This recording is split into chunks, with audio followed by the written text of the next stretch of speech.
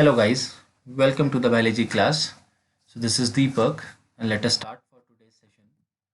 So we were studying the chapter Principle of Inheritance and Variation, and in this today's topic we will be discussing about Mendel experiments part 3rd. I suggest you to go through the last two videos of Mendel. In the last video we studied about the rules of inheritance given by Mendel. Now Mendel paper was published in 1866 and it paper was not accepted. इसके पीछे एक कारण था बेटा। जब Mendel का paper publish हुआ था तो बहुत सारे साइंटिस्टों ने उस पेपर को एक्सेप्ट नहीं किया। सबसे पहला इशू ये था कि उस समय प्रिंटिंग मीडिया बहुत एडवांस नहीं थी, तो जो उनका पेपर था वो बहुत ज़्यादा जर्नल्स में पब्लिश नहीं हो पाया था। So there was no wide publication across journals. Second is Mendel use mathematics. उन्होंने अपने एक्सपेरिमेंट के लिए, या मेंडल पहले साइंटिस्ट थे जिन्होंने अपने बायोलॉजिकल एक्सपेरिमेंट के लिए मैथमेटिक्स और स्टैटिस्टिक्स यूज़ करी थी, तो ये उनके कंटेम्प्रेरी बायोलॉजिस्ट द्वारा एक्सेप्ट नहीं किया गया। At that time biology and mathematics were considered very separate, so they didn't quite accepted the use of mathematics in solving biological problem. Third, Mendel's profession of bishop was not accepted by many of his colleagues. Mendel works in a church, Mendel worked in a church बेटा, तो उस वजह से भी उनका जो profession था और जो उनका काम था, बहुत सारे लोगों को उनकी जो नॉलेज थी वो सफिशिएंट नहीं लगी कि वो इतनी बड़ी डिस्कवरी को प्रपोज कर सकें। नेक्स्ट, मेंडल ने फैक्टर टर्म दिया था। आज हम जानते हैं कि फैक्टर जीन है और बहुत ही एक्यूरेट टर्म दिया था, बट मेंडल कोई उसका एविडेंस नहीं प्रोवाइड कर पाए थे, कोई प्रैक्टिकल एविडेंस नहीं था। फैक्टर खाली एक कॉन्सेप्ट था और उस कॉन्सेप्ट के पीछे उनके पास कोई एविडेंस नहीं था। लास्ट था inclination of others towards Darwin. You should know that Mendel and Darwin were contemporary बेटा, ये दोनों एक साथ ही थे। It was quite a pity that they never met with each other. तो उस समय के जो बायोलॉजिस्ट थे उनका जो झुकाव था वो डार्विन की थ्योरी की तरफ ज़्यादा था, तो इस वजह से मेंडल के पेपर पे किसी ने कुछ विशेष ध्यान नहीं दिया। जब यही पेपर 1920 के आसपास 3 साइंटिस्टों ने इंडिपेंडेंटली डिस्कवर किया while studying the chromosome, so they found कि whatever Mendel had said at his time was accurate. उसके बाद मेंडल के पेपर को वैल्यू मिली थी and for this he was designated as father of genetics. Okay, अब Mendel ने monohybrid और डाईहाइब्रिड क्रॉस के अलावा 2 क्रॉसेस और दिए थे बेटा, that is called as, one of them is called as test cross. अब सपोज करो आपको मैंने एक प्लांट दे दिया, चलो मैंने आपको टॉल पी प्लांट दे दिया। अब मैं आपसे कहता हूँ कि इसका जीनोटाइप क्या है, तो यू नो दैट उसका जीनोटाइप कैपिटल टी भी हो सकता है बेटा, और उसका genotype capital T small T भी हो सकता है। For example, this is the one genotype and this is the another genotype. Okay, दोनों ही केस में जो प्लांट होगा वो कैसा होगा, टॉल होगा। अब आप तो खाली एक्सटर्नल फीचर देखेंगे, तो यदि आपको किसी प्लांट का जीनोटाइप निकालना हो तो उसके लिए आप क्या करेंगे, तो for that solution was given by Mendel and that is called as test cross. तो उसका सॉल्यूशन मेंडल ने टेस्ट क्रॉस के थ्रू दिया था। अब क्वेश्चन ये उठता है कि टेस्ट क्रॉस होता क्या है। टेस्ट क्रॉस ये है कि जब आप किसी प्लांट जिसका जीनोटाइप आपको पता नहीं है, तो when you are crossing plant with a known genotype with recessive homozygous parent, आप उसको किससे क्रॉस कर रहे हो, उसके रिसेसिव होमोजाइगस पेरेंट से क्रॉस कर रहे हो। तो अगर मैं टॉल प्लांट की बात करता हूँ तो टॉल प्लांट का रिसेसिव कैरेक्टर क्या होता है बेटा, स्मॉल टी। तो ये वो प्लांट है जिसका जीनोटाइप आपको नहीं पता है, जब आप इसको क्रॉस कराओगे किससे बेटा, रिसेसिव पेरेंट से, so this is called as test cross. Okay, and remember one thing कि इट्स रेशियो इज ऑलवेज 1:1। जब भी आप टेस्ट क्रॉस कराएंगे, टेस्ट क्रॉस का रेशियो हमेशा क्या आएगा, 1:1 आएगा। अब इसको एक एग्जाम्पल से समझते हैं। फॉर एग्जाम्पल, ये देखिए यहाँ पे फ्लावर के कलर के हिसाब से एक ये वॉयलेट कलर का फ्लावर है और ये वाइट कलर का फ्लावर है। अब आपको एक वॉयलेट कलर के फ्लावर वाला पी प्लांट दे दिया। अब आपको नहीं पता कि इसका जीनोटाइप क्या है। इसका जीनोटाइप कैपिटल पी भी हो सकता है बेटा और हेट्रोजाइगस भी हो सकता है।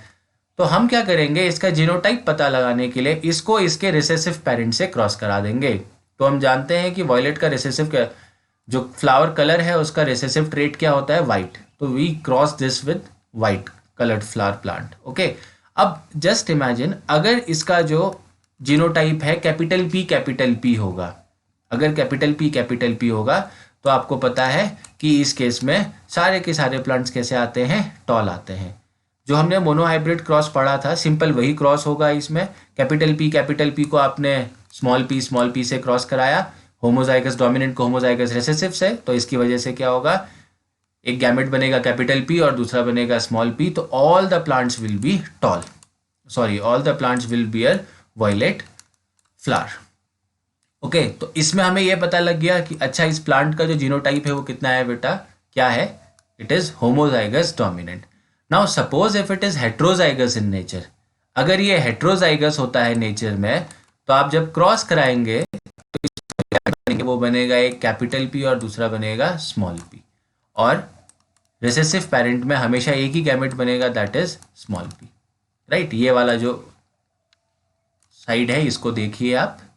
Now what will be the case, अब कैपिटल पी स्मॉल पी के साथ क्रॉस करेगा तो क्या बनेगा, हेट्रोजाइगस वायलेट, और स्मॉल पी मेट करेंगे तो क्या बनेगा, वाइट। तो you see here that 50% of the plants are having violet flower and 50% are having white flower. तो what is their ratio, 1:1 का रेशियो रहता है बेटा इनका। Remember in a test cross the ratio is always 1:1. So this is the method to find the genotype of a unknown plant. Okay.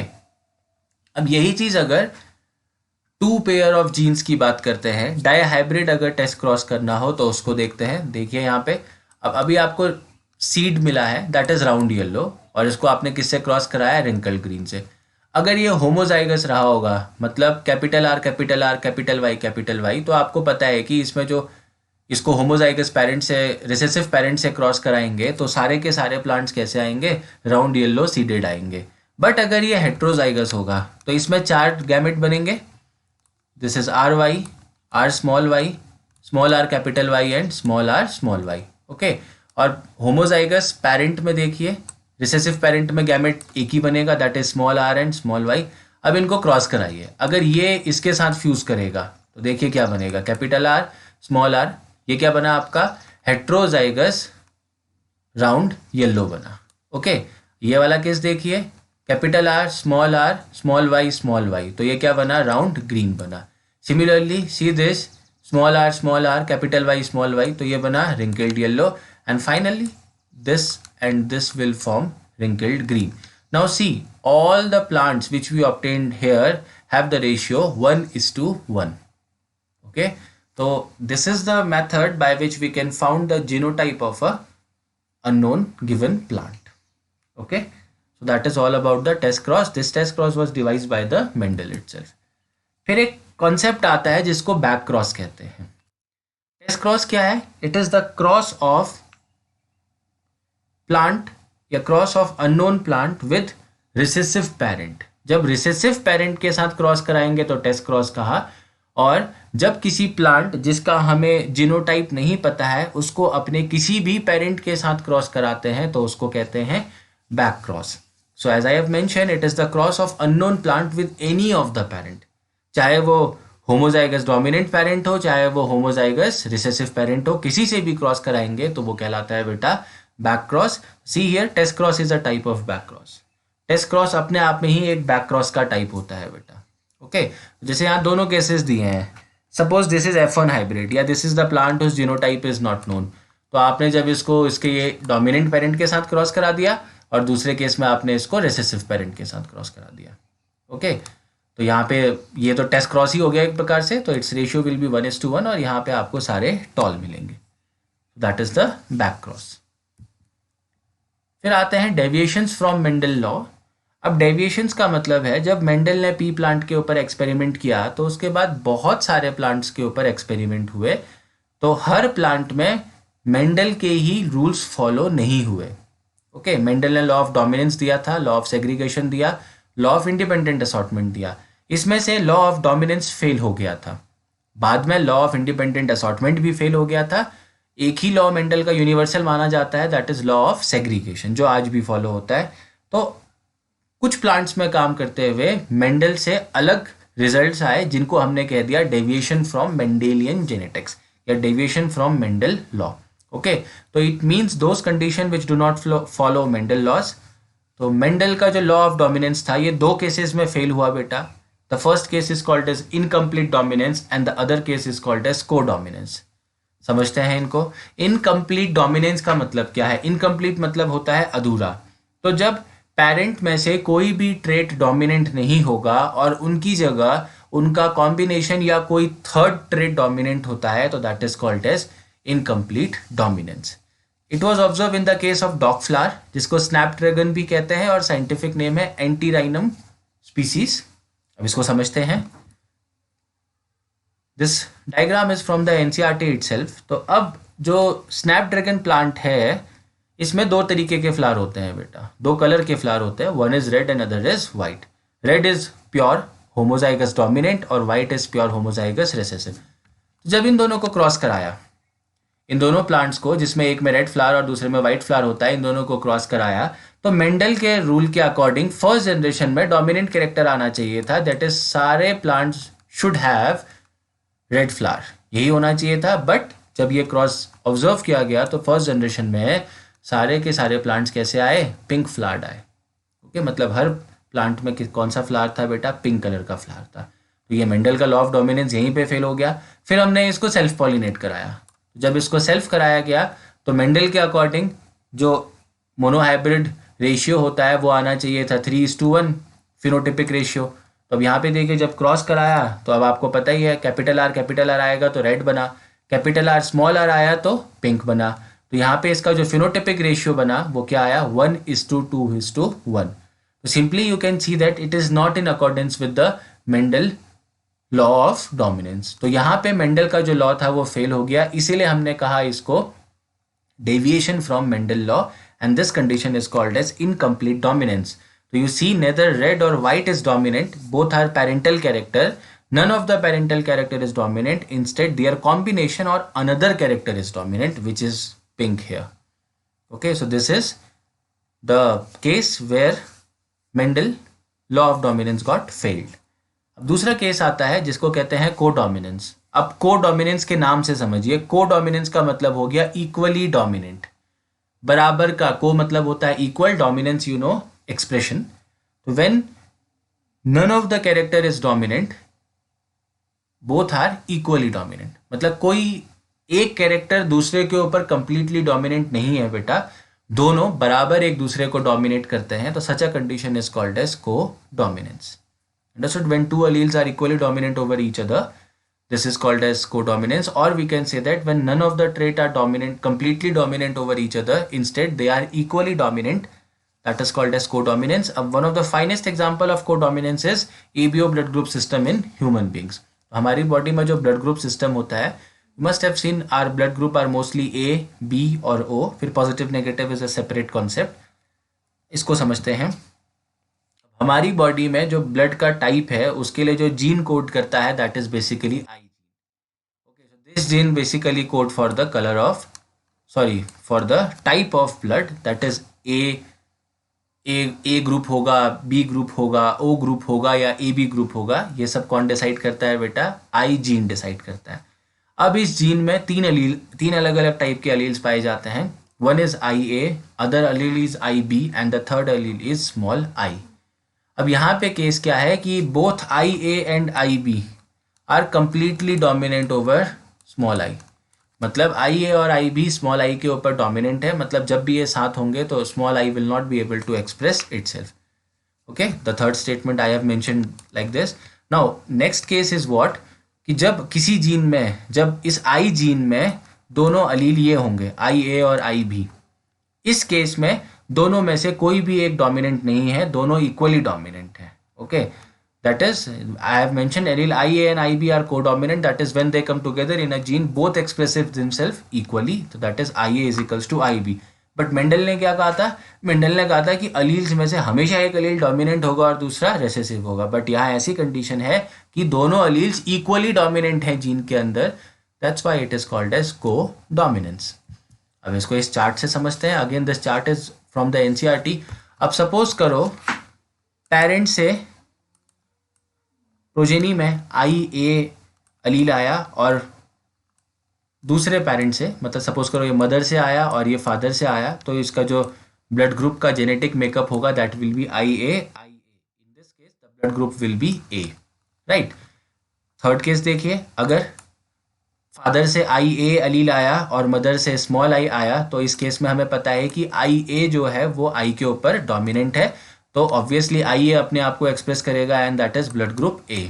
Similarly see this case, अगर parent से, mother से या father से I B आता है और mother से आई ए आता है, अब इसको ध्यान से समझना, ये वाला केस हो या ये वाला केस हो, इसका ठीक इसका उलट, मतलब इस केस में क्या हो जाएगा, फादर से आई ए आ रहा है और मदर से आई बी आ रहा है, नीचे क्या हो रहा है, फादर से आई बी अलील आया और मदर से आई ए आया, इन दोनों केसेस में जो इनका जेनेटिक मेकअप होगा that will be I A I B.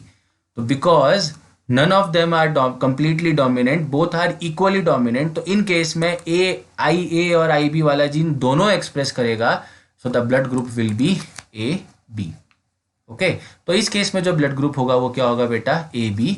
अगला केस देखिए, अगर फादर से भी आई बी आया, मदर से भी आई बी आया, तो जीन क्या होगा, I B and the blood group will be B.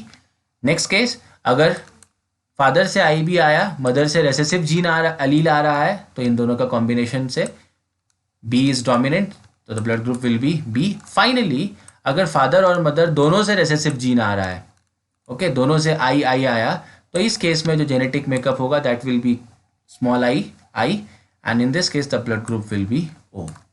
Okay, so this is the example of codominance, और ये अगेन यहाँ पे मेंडल का लॉ ऑफ डोमिनेंस फेल हो गया। अब यहाँ पे मेंडल की एक और बात फेल हुई। मेंडल ने कहा था कि किसी भी जीन के दो ही एलील्स हो सकते हैं, a gene can exist in only two allelic form, this was the statement given by Mendel. But if you see this blood group system, you see that gene I has three alleles, that is I A, I B and small i. तो यहाँ पे एक gene दो से ज्यादा allelic form में exist कर रहा है, such a condition is called as multiple allelism. Multiple allelism means the condition in which a gene occurs in more than two allelic forms. So you see that here there are three alleles. But ये बात याद रखना कि gene में इन तीनों में से कोई दो ही जाएंगे। ओके, जो जब ट्रांसफर होगा तो इन तीनों में से कोई दो ही एलील एंटर करेंगे। These are the cases where Mendel got failed. फिर एक और केस आता है इसमें जिसको कहते हैं प्लियोट्रॉफी। तो प्लियोट्रॉफी ऐसी कंडीशन होती है जब कोई एक जीन किसी इंडिविजुअल में एक से ज़्यादा इफेक्ट को कंट्रोल करेगा, मतलब एक जीन की वजह से मल्टीपल इफेक्ट अगर होते हैं किसी ऑर्गेनिज्म में, तो such a condition is called as pleiotropy and such a gene is called as pleiotropic gene. अब इसका एक एग्जांपल देखते हैं। सपोज पी प्लांट में, ये जीन एस एक अजम्पशन है मेरा, तो पी प्लांट में जो स्टार्च का प्रोडक्शन होता है उसको एक जीन कंट्रोल करता है और मैंने उसको नाम दे दिया S. So the starch production is basically controlled by a gene S, और इस S के दो एलीलिक फॉर्म है बेटा, one is capital B and other is small b. Okay, when there is homozygous capital B, मतलब जब दोनों allele कैसे होंगे, कैपिटल B होंगे, तो इसकी वजह से जो स्टार्च का साइज होगा या जो स्टार्च ग्रेन होंगे वो कैसे होंगे, बड़े होंगे। ओके ओके, यहाँ पे ये गड़बड़ है बेटा, ये स्मॉल b होगा, it is a typing mistake by my side. अब अगर स्मॉल बी वाला जीन आता है, दोनों जो अलील्स हैं वो बेटा रेसेसिव हैं, तो इस केस में जो स्टार्च ग्रेन का साइज होगा वो कैसा होगा, छोटा होगा। और अगर हेट्रोजाइगस फॉर्म में जीन एक्सप्रेस करता है तो स्टार्च का साइज ना तो बड़ा, बहुत बड़ा, ना ही बहुत छोटा, एक इंटरमीडिएट साइज होगा, राइट। तो मैं कह सकता हूं कि जो ये जीन है, ये जीन किसको कंट्रोल कर रहा है बेटा, it is controlling the content या amount of starch present in the seeds. अब सीधी सी बात है कि जो सीड, ऐसा सीड जिसमें होमोजाइगस डोमिनेंट जीन आया तो उसका शेप कैसा है बेटा, राउंड है। जिसमें हेट्रोजाइगस जीन आया उसका शेप थोड़ा ना बहुत छोटा ना बहुत बड़ा, और जिसमें होमोजाइगस रिसेसिव जीन आया वो कैसा रहा, रिंकल्ड था। तो रिंकल्ड का केस ये रह गया आपका और राउंड का केस ये रह गया। इनके बीच की कोई स्टेज होगी जो कुछ ऐसी रही होगी। ओके, तो ये हो गई इंटरमीडिएट स्टेज। नाउ सी, अब यहाँ पे एस जीन दो चीजों को कंट्रोल कर रहा है। पहला तो वो किस चीज को कंट्रोल कर रहा है बेटा, it is controlling the amount of starch present in seed, and second it is controlling the shape of the seed. तो यहाँ पे एक जीन क्या कर रहा है, एक से ज़्यादा इफेक्ट प्रोड्यूस कर रहा है या एक से ज़्यादा ट्रेट को कंट्रोल कर रहा है, तो this condition is called as pleiotropy. इसी का एक और केस समझते हैं. एक मेटाबॉलिज्म एरर डिजीज होती है हमारी बॉडी में. मेटाबॉलिज्म बेस्ड डिजीज का मतलब है जब कोई केमिकल ब्रेक नहीं कर रहा है या वो केमिकल बन नहीं रहा है, तो ये मेटाबॉलिज्म एरर कहलाते हैं. तो one such disease is called as phenylketonuria. अब इस डिजीज में क्या होता है, एक जीन होता है जो फिनाइल एलिलिन हाइड्रोक्सिलेज को बनाता है. मतलब there is a gene which code for a enzyme called as phenylalanine hydroxylase. अब ये एंजाइम, इस एंजाइम की प्रेजेंस में फिनाइल एलिलिन एक अमाइनो एसिड है, ये टूटता है in the form of tyrosine. Okay, but अगर ये जीन डिफेक्टेड हो गया, किसी प्रकार से ये जीन डिफेक्टेड हो जाता है, तो ये एंजाइम नहीं बनेगा.